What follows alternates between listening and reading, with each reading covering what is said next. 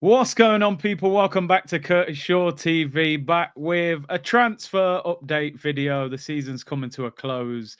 Transfer season, excitement, new hope, new optimism.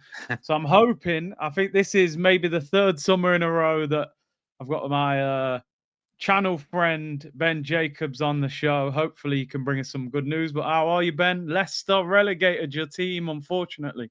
Ouch, you went straight there. How are you? Leicester relegated. I'm actually going to go Jamie Vardy's last game, and I know we're down, but it will be special. Ipswich Town, 500th appearance. How about this, by the way? Because remember, there was some links with Vardy and Arsenal a few years back, but he joined Leicester on the 18th of May. He's leaving Leicester with his last game anyway on the 18th of May. It's his 500th appearance. He's got 199 goals for the club. Oh, he's got a So my score. hope is Ipswich are down. Just let him walk the ball into the net one more time and it'll be a special occasion. But yeah, unfortunately, it's been a dreadful season for Leicester. Do you know what? I actually played against Jamie Vardy when he was at Fleetwood. I was at Mansfield Town at the time, and No way. he was a very good striker then. But the journey that he's been on, and yeah, like you said, very close. I think he was actually at Arsenal's training ground. He was that close to joining, and then obviously didn't like what Wenger had to say, and decided to stay and continue his legacy at Leicester. Yeah, and he's been brilliant for Leicester. It's a shame because you take him in the Championship. He's a great leader Yeah, off the field, but obviously the right time to part ways. And now maybe. Leicester Yeah. need a striker. Everyone's talking about Arsenal, and I understand that there's clamour because that's the big priority. But I tell you something, my beloved Leicester, with Claudio Ranieri behind me here lifting the Premier League trophy, desperately need a goal scorer as well. Because if we don't get one, then I'm not sure it's a given that we'll come straight back up to the Premier League. Yeah, you've seen that with Luton this year as well in the Championship. So yeah, it's definitely need a striker. Let's get into it. Listen, I could go back to last year's show, the show from the year before. Ben, please tell me we're buying a striker. We need one. I feel like, and I hope I'm not wrong, I feel like this is the summer that we are going to get that striker. I think the question is, who is it going to be? We kind of felt it was going to be Isak. That seems as if. Then it was Sesko. Now Gyokeres is the topic of conversation. I'll start with the main player that's being spoken about at the moment. Victor Gyokeres felt like he had an 85 million Mm. clause. There's rumors that it may be as low as 65 now. Do you think there's potential for Gyokeres to be joining Arsenal this summer? Yeah, I do. Let's just take a step back, though, and make one thing clear.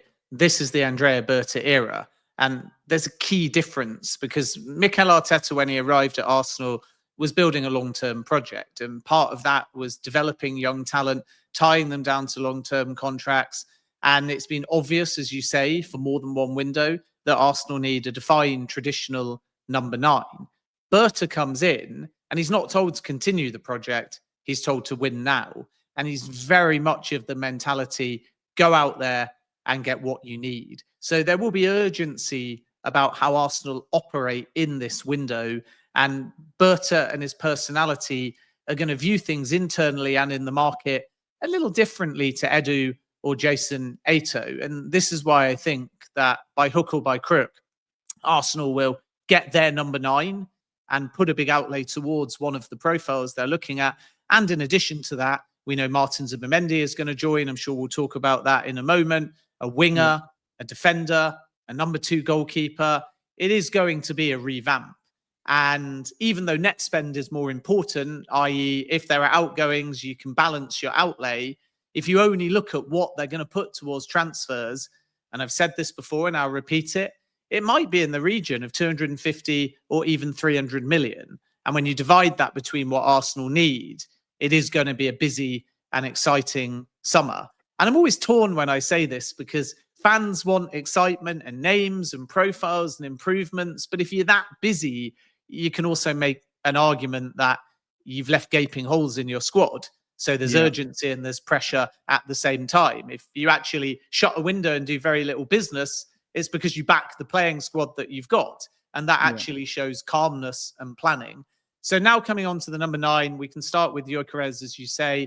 My understanding is the clause is 100 million euros, but there's a verbal pact with Victor Gyokeres that he can leave for about 70 million euros. And Arsenal see that number as market value. And Andrea Berta's come in and definitely bumped Gyokeres up the list of possible targets. And this is why I think that Gyokeres and Arsenal remains one to watch. It's not to say that Benjamin Sesko isn't still there. They've also discussed internally Hugo Ekitike. And then you kind of have the dream target in Alexander Isak. And I think why we might not see all eggs in the Gyokeres basket today, tomorrow, is just because at the end of the season, it will be clearer whether Alexander Isak is genuinely available for a number, or whether, if Newcastle have got Champions League football, he becomes completely off the table. And if you're asking me what Arsenal's heart thinks, then it's basically Isak, but they're not going to put down some insane number to get that over the line that stops them doing all the other business they're looking for. If Isak becomes definitively off the table, then you're looking at a relatively straight shootout at the moment between Gyokeres or Sesko. Sesko's the one they've done all the legwork on. Gyokeres is the name that Berta has kind of pushed a little bit further up in their thinking. And that's where we're at the moment. And I agree with you. It feels like Arsenal will get an established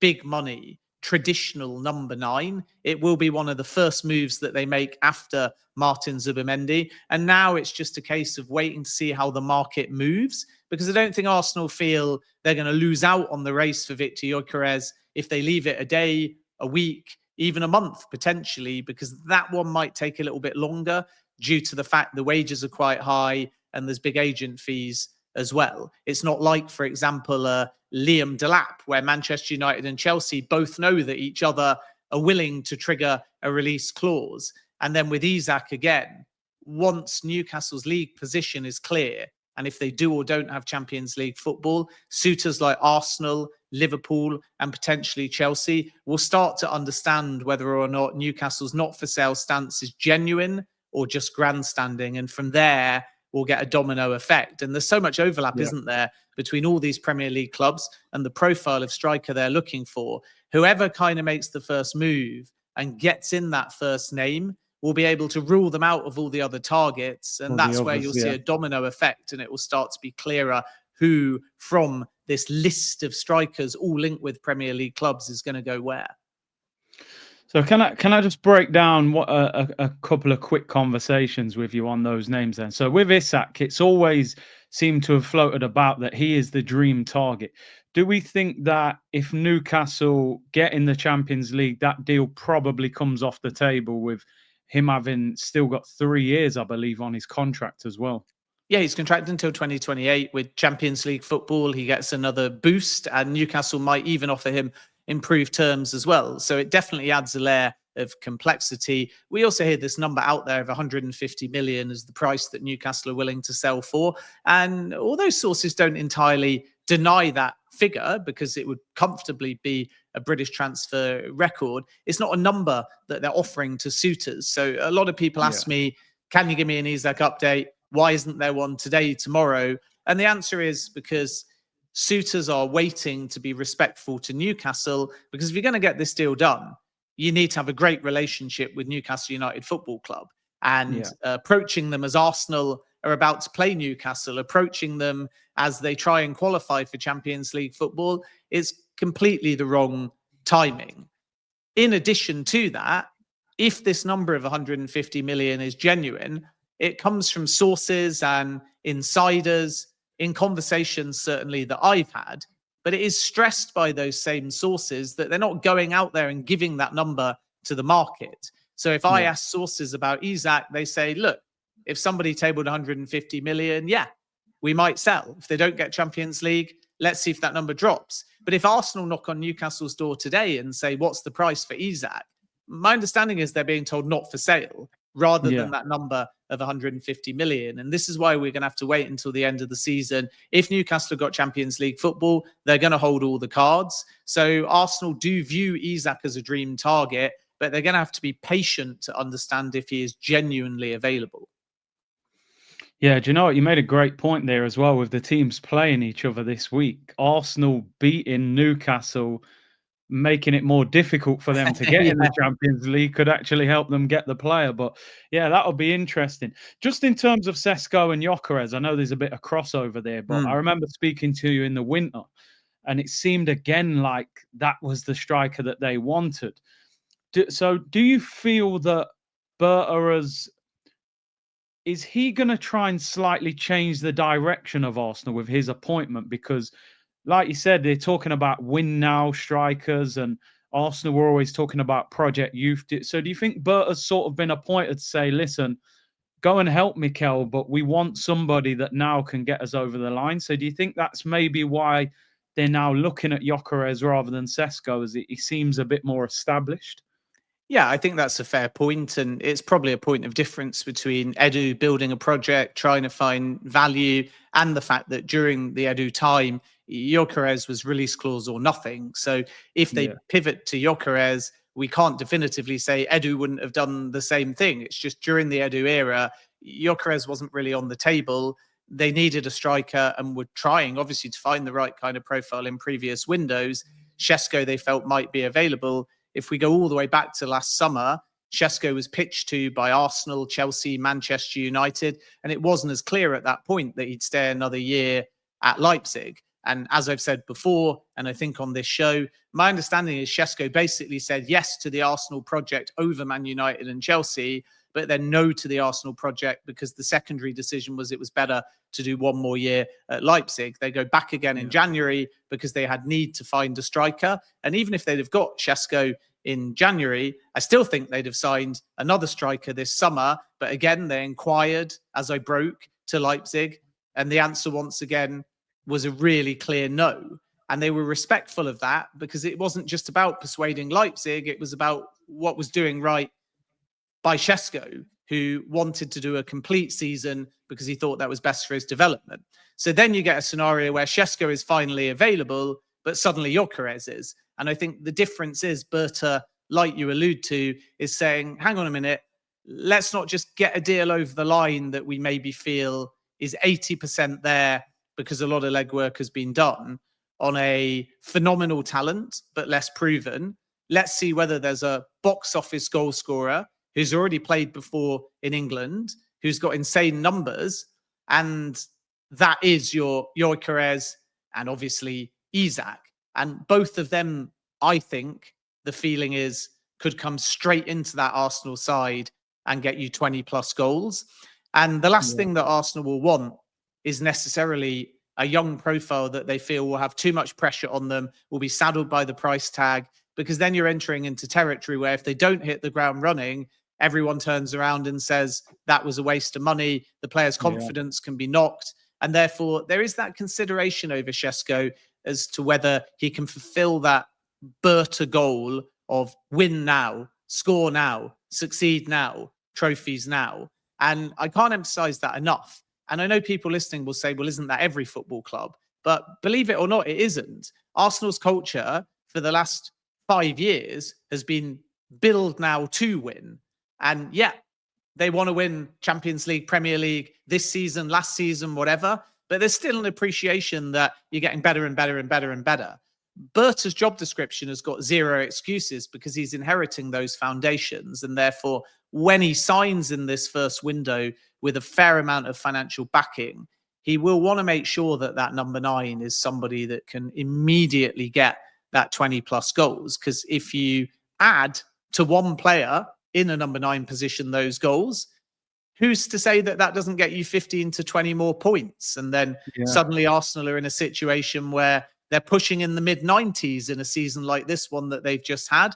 And you are genuinely contending, if not winning, the Premier League. So it's not to say Sesko is off the table, but new options who are proven goal scorers, including Gyökeres, are now very high in Arsenal's thinking. And we'll have to wait and see what direction they go in. I know everyone wants a clear-cut answer right now, but the honest yeah. truth is Berta doesn't know yet. Even last week, for example, he met the camp of Cunha, who is more expected Okay. to go to Manchester United. But the fact that he's only just started formally means he's required to have a lot of meetings very quickly in order to make final decisions. And nothing yet with the number 9 for Arsenal as of today might change tomorrow is completely black and white, because Berta's still taking the time to do full due diligence. And then from there, possibly in the next week or two, Arsenal will make their move. And that's when we'll find out whether Berta's saying no to Šeško and Gyokeres, or whether he's looking at the inherited transfer plan and saying, actually, I agree with you. We've done the legwork on Šeško.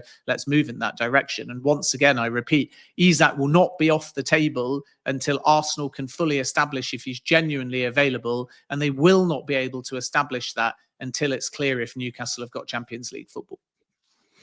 I mean, you dropped a little, a little bombshell there. We have heard rumours of that, but I'm glad you've dropped it here. Cunha, by the way, is a player that I very much like, but without sounding greedy, I've wanted Cunha in addition to the goal scorer, because Cunha plays in the 10 role for Brazil and stuff. So in terms of that meeting, obviously, I'm assuming Berta worked with him at Atletico Madrid as well. He did. Was that maybe just to establish the circumstances, or do you think they would look at Cunha alongside a striker as well, or how do you see that one? Yeah, I sense that Cunha's agent and Berta go way back, and it would be normal for them to have a meeting. And meeting doesn't necessarily mean that Arsenal are going to enter the race.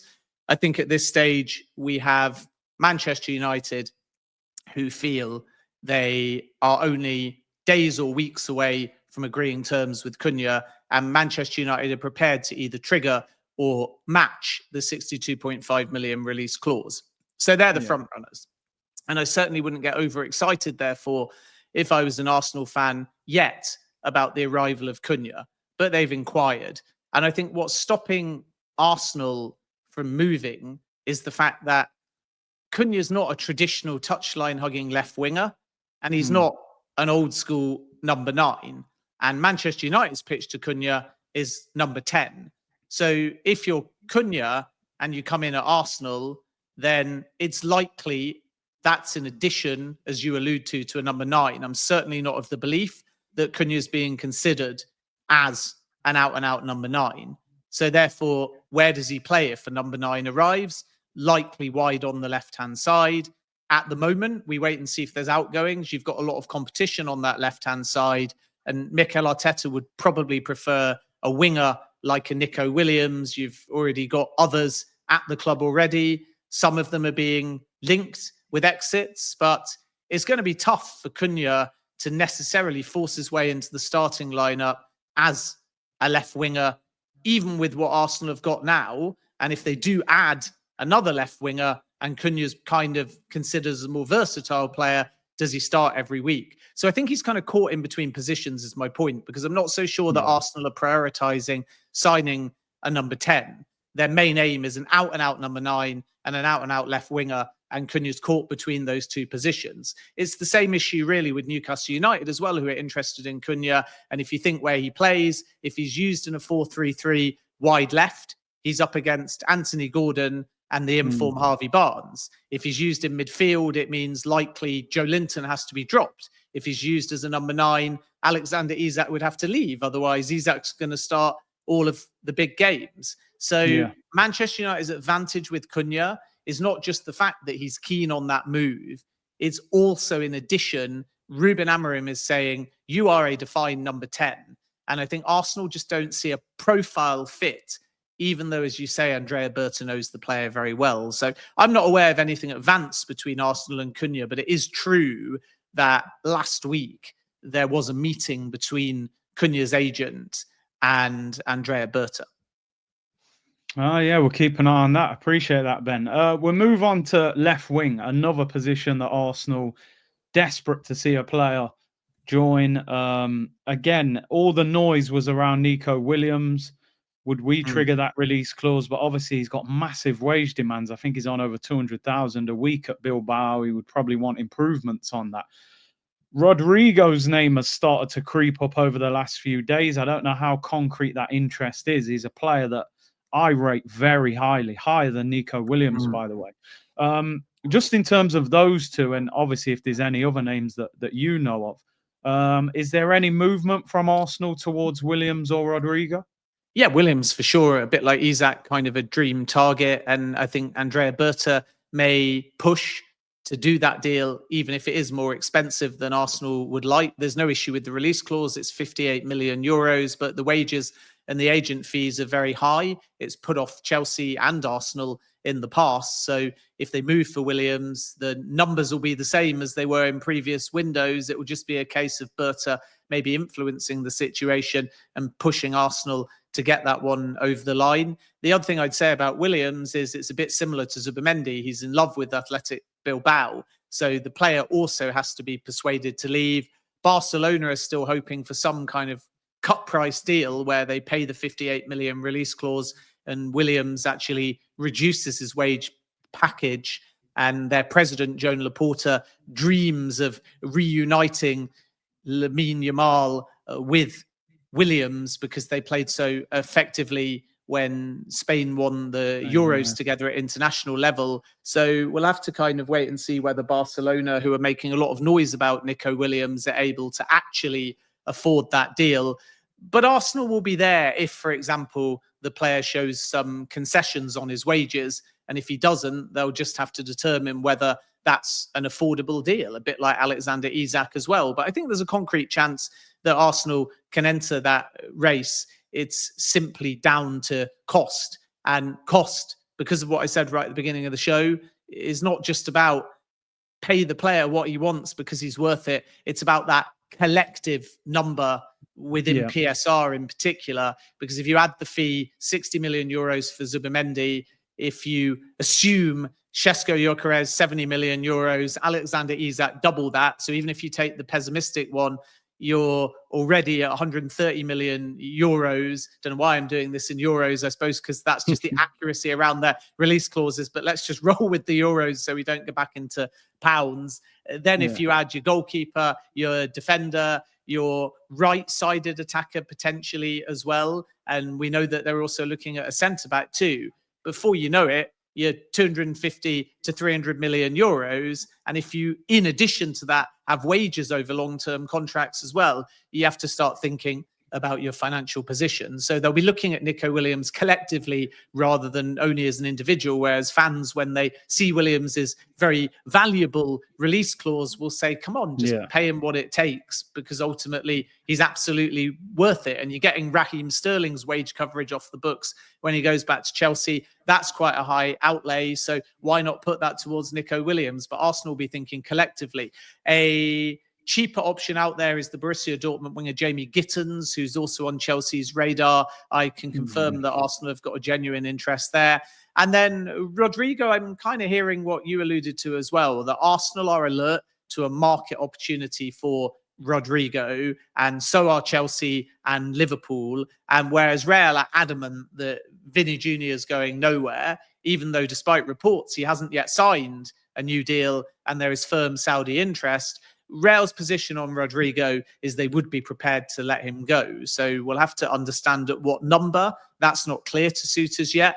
But Arsenal are monitoring that situation without necessarily, at the time we're live, advancing anything. And then we need to keep an eye on the right side as well, because even though Bukayo Saka is going to hold that spot, there's a realistic chance that Arsenal consider a right-sided attacker as well. Maybe a kind of player that, a bit like Cunha, can deputise for Saka or compete with him, or float into a more central area, or even potentially lead the line as well. And Antoine Semenyo, for example, has been discussed. You've got Manchester United, who have him on their radar as well.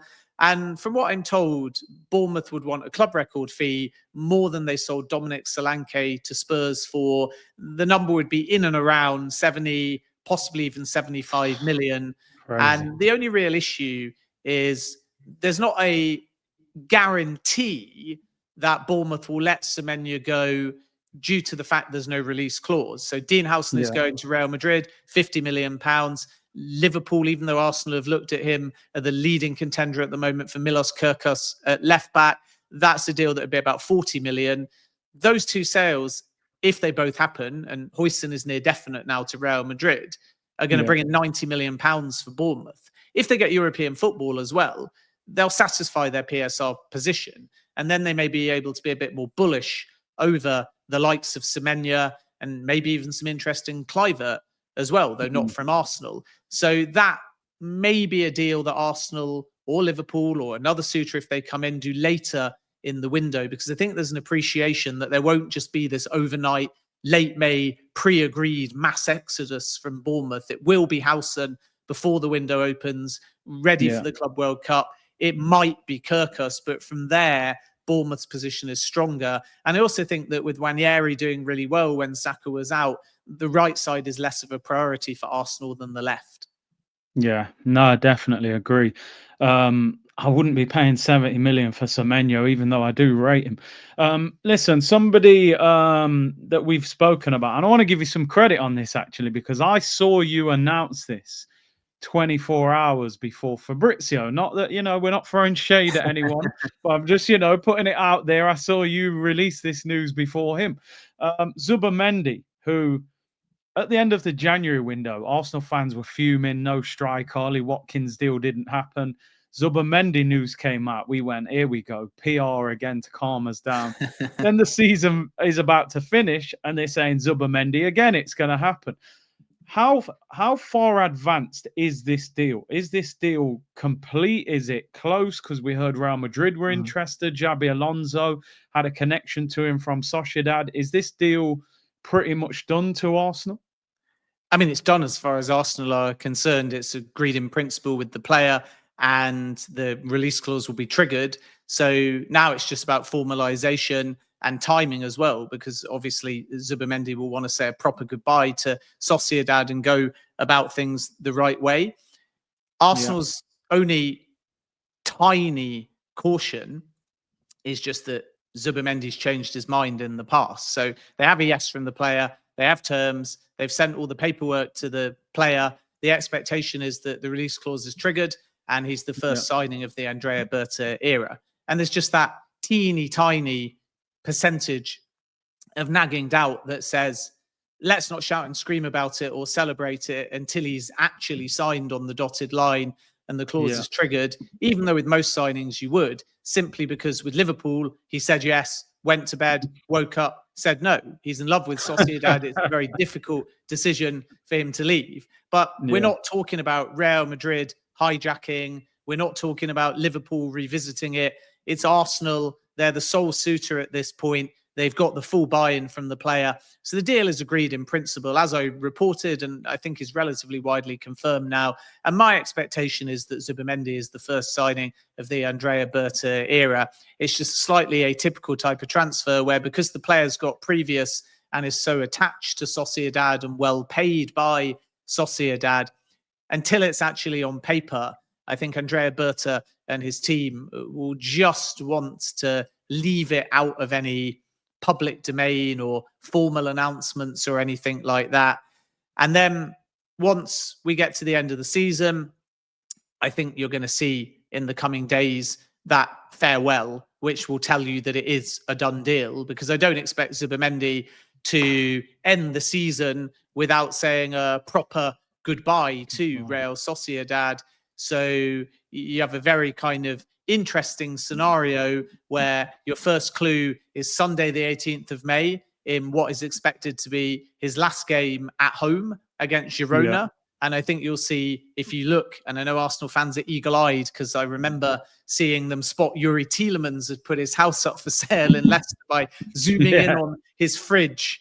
And I remember that. The listing was definitely his house because the fridge had photos of his kids, when, of course, at that point, it looked like Arsenal were one of the front runners. But anyway, I know they'll be eagle-eyed. And I think if you look closely at that game at Girona this Sunday, you'll kind of see a goodbye. And then actually the last game for him, if all goes to plan, will be away at Real Madrid on the 25th of May. And then from there, I would expect the release clause to be triggered and the deal to be done. So it would be a massive surprise now if we get another twist. And Zubimendi, as far as Arsenal is concerned, is already considered their player. Well, that's good news. The only thing, it'd be interesting, wouldn't it? He waves goodbye and we're all like, right, he's coming to us. Then Real Madrid get him in the Bernabeu and say, listen, come and sign for us. He waves hello. Yeah, he says hello to them. Just in terms of contracts at Arsenal, obviously Saliba, Gabriel, Saka, all with 2 years on their deal. A lot of people panicking, especially about Saliba. It kind of feels like Madrid are doing that early work that they did with Trent. with Saliba. Have you heard much around that? I know a lot of people are confident that Saka will probably re-sign, but Saliba, not so sure. Yeah, I actually think they're quite calm about the Saliba situation. I know that we hear Real Madrid are pushing, and I wouldn't only view Howson to Real Madrid as ending their interest in Saliba, because two defenders could definitely come in for Real Madrid, and Ibrahima Konate, for example, is another name on their list. But Arsenal feel that Saliba is intent on staying, and we should always be respectful to a club of Real Madrid stature, as we've seen with Trent Alexander-Arnold, that players' heads can be turned. But Arsenal feel that Saliba will negotiate with them first before engaging with any other clubs, and the priority is still for the player to extend. PSG have also considered Saliba in the past too, and they're also of the belief that he's focusing on Arsenal and seeing whether they can agree a new deal. So Saliba has a little bit more urgency compared to Saka, due to the fact that there is genuine interest, including from Real Madrid. But I do think Arsenal still feel control in the situation. Then you have Saka, as you mentioned, and the expectation is that he will sign a new Arsenal deal. You've got Thomas Partey, who, had we spoken in January, I would have said was expected to depart, along with Jorginho, who's going to join Flamengo. But now it appears that Partey will stay, and it's less about will he, won't he, and more about whether it's a 1 year deal with a 1 year option or a 2 year deal. So keep an eye on that one, because it's moving. Like, there was a meeting only a few days ago to again discuss terms, and in particular the contract length. And then you got the two Gabriel Magalhaes and Gabriel Martinelli. Martinelli, as I broke a few months ago and now is widely confirmed, is likely to be given the opportunity to extend. But it's sort of these two extremes with him, where instead of saying he's a bit more contracted than others, so you either try for an extension or you just keep him, I think we're kind of going to see an all or nothing this window, where there's Saudi interest in Gabriel Martinelli, and Arsenal will kind of stick or twist. They're either going to offer him improved terms and lock him down and protect his value, or maybe if they bring in another player in his position, they say that Saudi money, if the player's keen, is just too good to turn down. So I think either way, we're going to get a bit of drama with Gabriel Martinelli, where there'll either be offers or Arsenal will very quickly try and end any speculation by extending his contract. I'd be more surprised if they just let that contract run down for another season. And then with Gabriel Magalhaes, of course, Arsenal want to keep the player. And again, they're calm about the situation. But as I broke a few weeks ago, Al Nassr in particular are really keen. And a bit like Vinny Jr. and Saudi links with Al Ahly, despite the fact that the more likely scenario is Vinny stays at Real Madrid, the more likely scenario is Gabriel stays at Arsenal. Until those deals are signed, there is just that element of clubs feeling a little bit nervous because of how much money is on offer from Saudi Arabia. And if the window opens and Vinny Jr. hasn't signed that contract at Real Madrid, Al Ahly are going to make an offer. If the window opens and Gabriel Magalhaes hasn't agreed a new Arsenal deal, regardless of whether he stays or goes, Saudi and Al Nassr in particular are going to try. So that helps the players because they've got options, so they've got leverage, and that might mean that things get done a little bit quicker. But it would still be a surprise if Arsenal or Gabriel ended up agreeing to anything Saudi, because I think Gabriel will be thinking he wants to stay in the Premier League. I think Arsenal will be thinking they can bring in money from other areas, and he's the kind of profile that's so difficult to replace. So this is why Arsenal, like I said earlier, are calm about the situation. But make no mistake, with Magalhaes and possibly Martinelli, Saudi are going to try. Wow, I mean, certainly with Magalhaes, we don't want to hear that. I did notice that Laporte was leaving Al Nassr as well on massive wages. So, Yeah, you know, that's true. feels like they're clearing that left-sided centre-half position with a lot of money there. So they got to be careful. And obviously the Saudis were linked with him around Yeah, 18 what I months would ago. say though, Curtis, is that the Laporte thing is more, to my knowledge, a kind of unhappiness with Nasser's form, the system, Pioli, and all of that. So I do think any departure from Al Nassr will less be about the club saying we're clearing that position and more be about the player wanting to leave Saudi. Okay, fair enough. Yeah, yeah, I get that. Just finally, left backs and goalkeepers, we seem to sign them every single summer, and then the next summer we still need another one.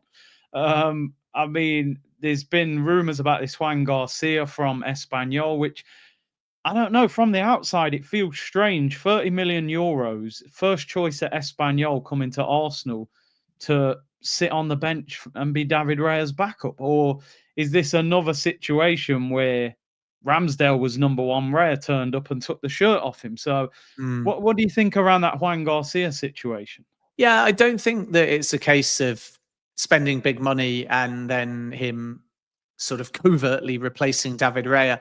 David Raya is number one, and the profile of goalkeeper Arsenal are looking for is a defined number two, but a young one that will obviously feel eventually they can be the Arsenal number one. And that's where the sort of beauty of someone like Garcia ticks both boxes of like for the now and also for the future, because you've got a 5-year gap between Raya and Garcia. So Oh, the pitch to Garcia will be you're 24, it's young for a goalkeeper.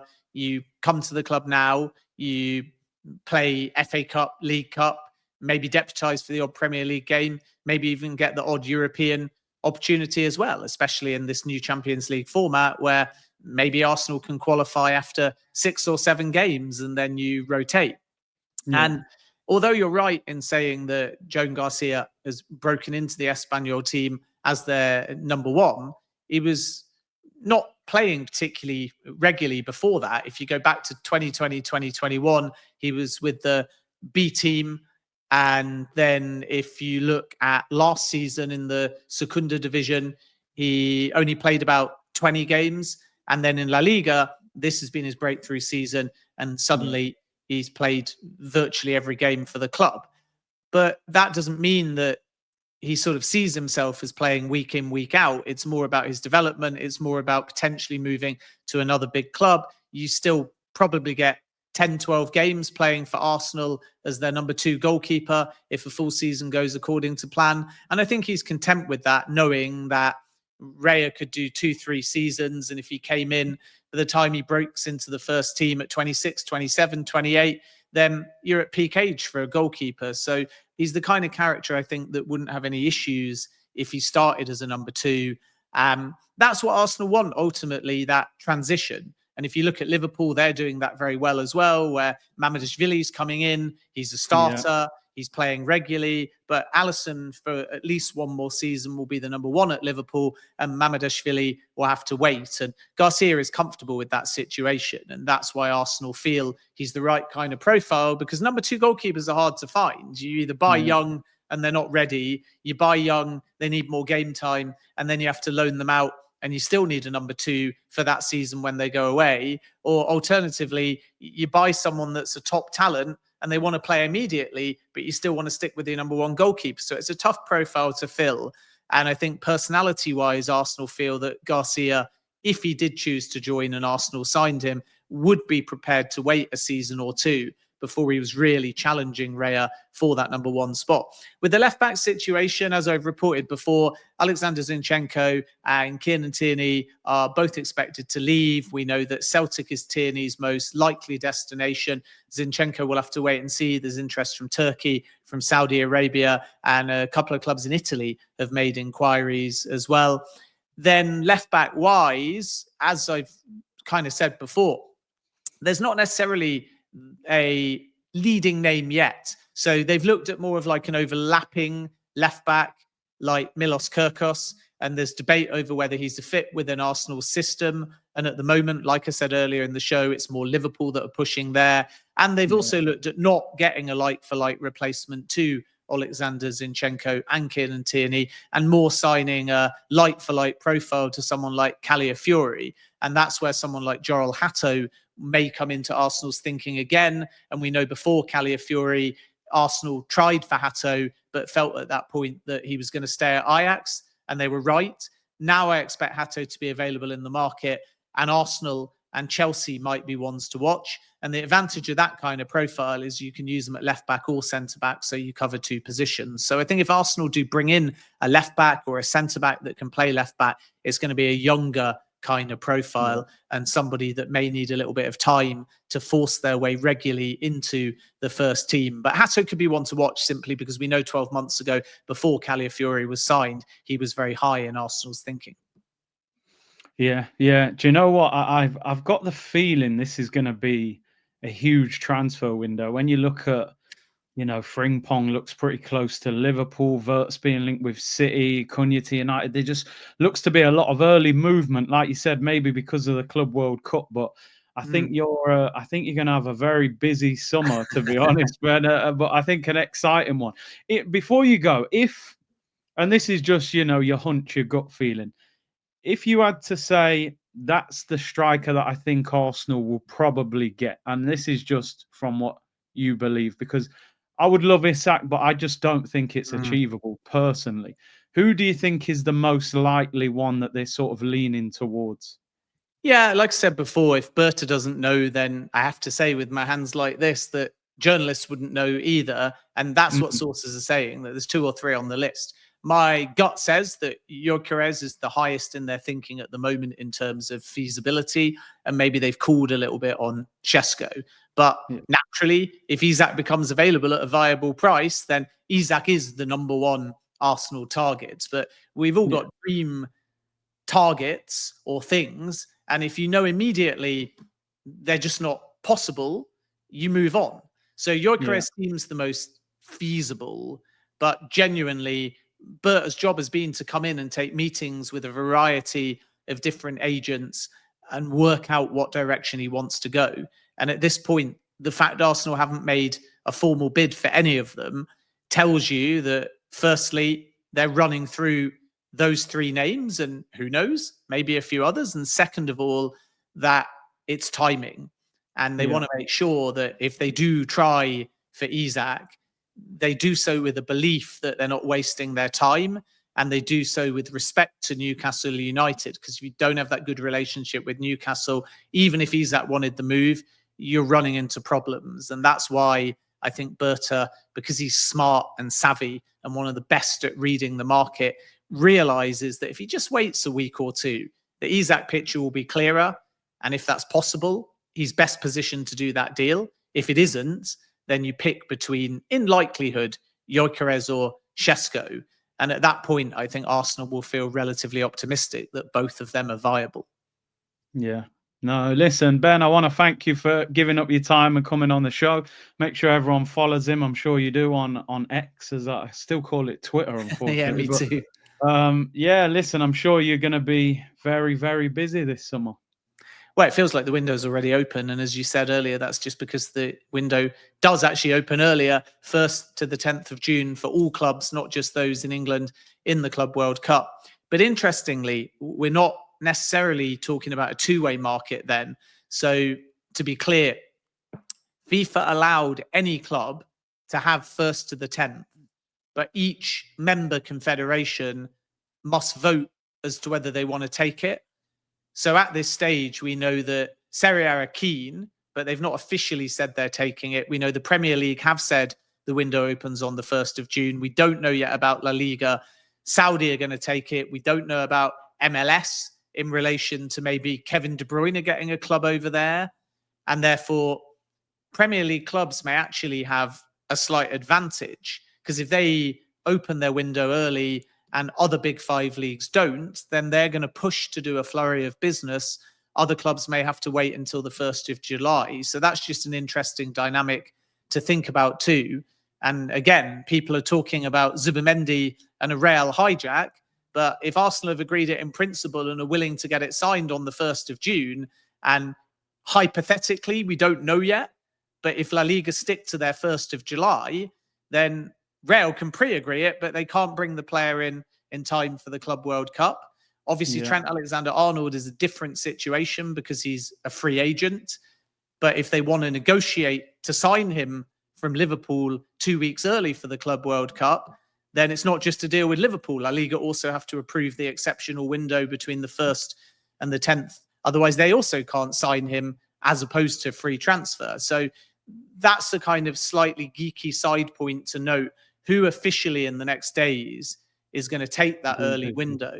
And the less people that take it, the more advantage Premier League clubs have in those 10 days. And that's why we might see a trend where all Premier League clubs make a big push to get their top targets in those 10 days, maybe knowing that some of the European suitors that don't take that exceptional window can't move as freely. Yeah.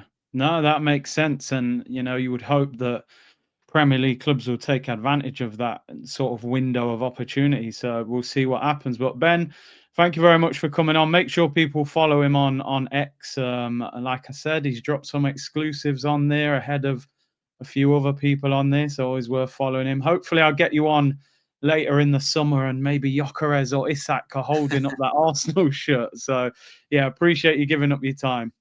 Look forward to it. Keep up the good work. Thank you very much. Take care, everyone. Hit the like button and subscribe, and I will see you all soon, people. Bless.